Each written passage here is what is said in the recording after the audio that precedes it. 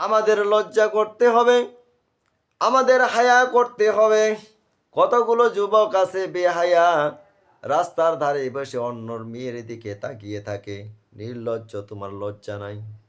ওটা তো তোমার বউ নয়, ওটা তোমার বোন নয়, ওটা তো তোমার মা নয়। তোমার যে একটু একটু লজ্জা থাকতো, কোসদিন কালো তুমি তার দিকে তাকাতে পারতে না।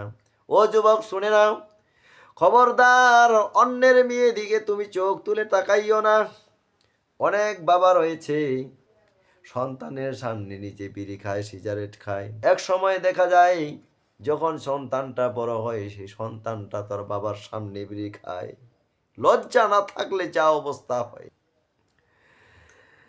হযরতে আবু সাঈদ খুদরি রাদিয়াল্লাহু তাআলা আনহু বলেন, নবী সাল্লাল্লাহু আলাইহি সাল্লাম পর্দাশীল কুমারীর মেয়ের চেয়েও বেশি লাজুক ছিলেন।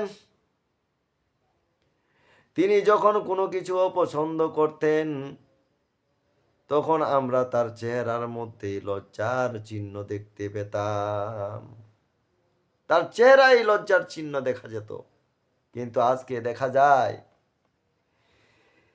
আমরা সেই নবীর উম্মত হয়ে আমাদের লজ্জা উঠে গেছে।